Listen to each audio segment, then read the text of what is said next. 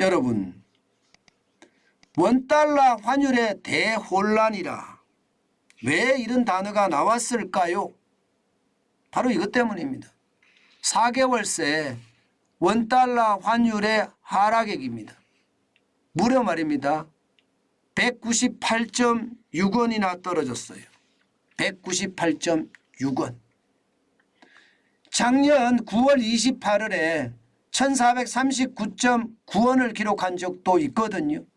그런데 1월 13일 현재 1241.3원입니다. 그러면 무려 4개월 새에 198.6원이 떨어졌죠. 엄청나죠. 그래서 시장의 대혼란이라는 표현을 쓰고 있습니다.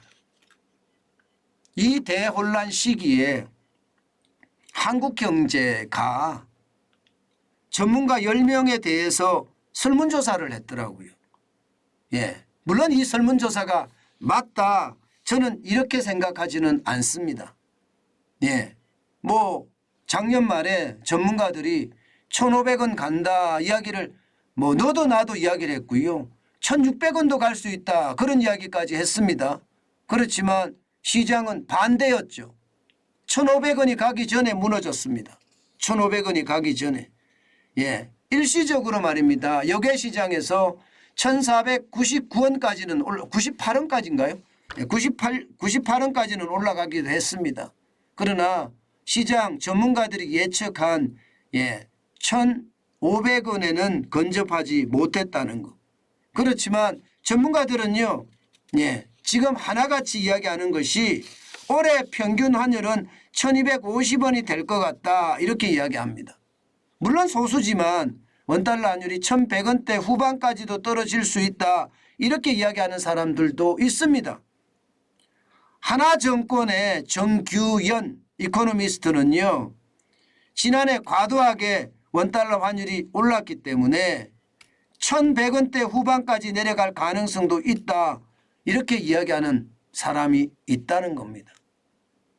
이게 여러분, 이게 제가 말씀드렸다시피 소수지만 이렇게 있어요. 10명 중에 2명이 그렇게 이야기를 했는데, 김승혁 NH선물 이코노미스트입니다. 여기도 마찬가지로 올해 경기가 연착륙하는 상황이 오면, 이건 단서가 있습니다. 환율이 1,100원대로 갈 수도 있을 거다 이렇게 이야기합니다. 그러나 동시에 이야기하는 것은요, 앞으로 달러당 1,400원대로 치솟는 일은 없을 것이다 이렇게 설문에 응답을 했습니다. 그렇지만 대부분의 이야기는요, 분명히 상반기에는 환율이 높고요, 하반기에는 환율이 떨어질 거다. 상고하저 현상을 보이면서 평균은 1,250원이 되지 않겠느냐 이렇게 이야기는 하고 있습니다. 한국경제는 그렇게 이야기하고 있습니다. 그 이유를요, 기본적으로 대한민국 경기가 침체되고 있다는 것을 들었습니다. 지금 1.7% 미만으로 성장한다는 한국은행의 발표도 있지요. 정부는 1.6% 성장을 한다고 합니다. 심지어 말입니다. 외국계 투자은행들이 이야기하는 것은 1.1%의 평균이요. 노무라 정권은 마이너스 0.6% 성장한다고도 이야기하거든요. 그러니까 경기 침체가 되면 당연히 원화값은 이게 떨어질 수밖에 없잖아요. 원화값이 떨어진다는 것은 환율이 오르는 결과입니다. 환율이 오르는 결과입니다. 게다가 수출 만만치 않다는 거예요. 수출이 올 1월에 들어서도 지금 1월 1일부터 1월 10일까지 마이너스 62억 7,200만 달러까지 마이너스가 나니까 대한민국에 공급되는 달러가 적다 이렇게 이야기합니다. 대한민국 시장에 공급되는 달러가 적다. 이것도 결국 달러의 공급이 적으면요, 더 많은 원화를 주고 달러를 사야 되잖아요. 더 많은 원화를 준다는 게 결국 환율이 올라간다는 뜻이에요. 여기에다가 무역수지가 계속 적자가 나면 경상수지가 나빠집니다. 경상수지가 지금 2021년에는 883억 200만 달러까지 올라갔던 것이 작년에는 250억 달러 근처가 될 거라고 예상해요. 그러면 지금 엄청나게 떨어진 거죠. 지금 경우에 따라서는 이게 3분의 1 토막이 더 났잖아요. 그죠? 3분의 1 토막이. 그만큼 대한민국의 국경선을 두고 달러가 그만큼 덜 들어온다는 뜻이에요. 그런데 올해는 더 많이 줄어든다는 그런 전망까지 나오고 있습니다. 올해 수출 전망을 보면 경상수지가 210억 달러 정도 된다고 예상을 해요. 그러나 전망에 따라서 굉장히 다르긴 한데요. 이게 마이너스로 갈 수도 있다. 이런 아주 암울한 그런 전망을 내놓는 그런 전문가들도 있거든요. 그런 상황을 종합해 보면요. 원달러 환율이 분명히 상고하저라는 말 분명히 보이고요. 가장 핵심적인 거, 이게 외환 전문가들이 이야기하는 가장 핵심적인 것은 결국 말입니다. 미국의 기준금리가 어떻게 될 것인가 하는 그런 이야기예요. 소비자 물가가 6.5%까지 떨어지기는 했지만 이게 다시 만약에 올라가는 모양새가 나온다. 그러면 시장은 굉장히 후덜덜해질 겁니다. 지금 기준금리가 4.5%인데 2월 1일 날 또 기준금리를 올린다? 그리고 3월 22일 날 또 기준금리를 올린다? 이렇게 됐을 때는 원달러 환율이 더 출렁이지 않겠느냐 하는 게 시장의 전망입니다. 여러분, 분명한 것은요. 전문가들도 모른다는 사실이에요.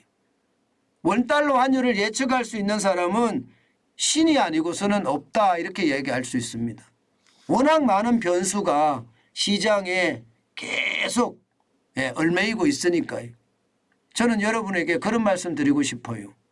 달러를 산다 이런 생각이 있으시면 이게 투자 수익을 취하는 것보다가 달러가 내려갔을 때마다 계속 사모으는 결국 환테크에 대한 개념을 좀 길게 잡아가면 어떨까 그런 생각 많이 해봅니다. 제가 늘 말씀을 드려요. 그때 사서 그때 파는 거 참 어렵습니다. 그리고 바로바로 수익을 내는 거 더 어렵고요. 그런 차원이라면 달러를 분할 매수를 하고요. 또 매도를 할 때도 분할 매도를 하면서 내가 달러를 어느 정도는 나는 보유하고 있겠다. 그런 생각으로 시장에 진입하면 참 좋을 것 같습니다. 저는요. 유튜브를 하기 때문에 유튜브에서 수익이 그렇게 많지는 않지만 달러가 들어오면 그냥 그대로 둡니다. 그리고 필요하면 이게 달러를 환전해서 쓰거든요. 그래서 저는 달러를 계속 보유하고 있습니다. 아마 여러분들에게도 이게 달러를 일정에 보유하는 것을 그냥 보내드립니다. 그것이 시장을 저는 대응하는 또 하나의 방법이 아닐까 그런 생각 많이 합니다. 너무 급하게 이게 샀다 팔았다 하지 말고요. 꾸준히 들고 있는 거 필요하게 느껴집니다. 제가 요즘 N에 대해서 계속 말씀을 드리고 있죠. 이게 100엔에 950원 밑으로 떨어질 때는 계속 사자 그 말씀을 드립니다. 저는 필요하리라고 생각을 해요. 필요하리라고. 엔화라는 게 사실 일본에만 가서 쓸 수 있는 것도 아니잖아요. 기축통화기 때문에 홍콩에 가서 쓸 수도 있습니다. 지금처럼 엔화가 이렇게 강세를 계속 뛰어가잖아요. 지금 계속 환율이 떨어질 거예요. 원화보다는요. 그러면 조금씩 분할 매수로 사는 것도 방법이다. 그 말씀 다시 한번 올립니다.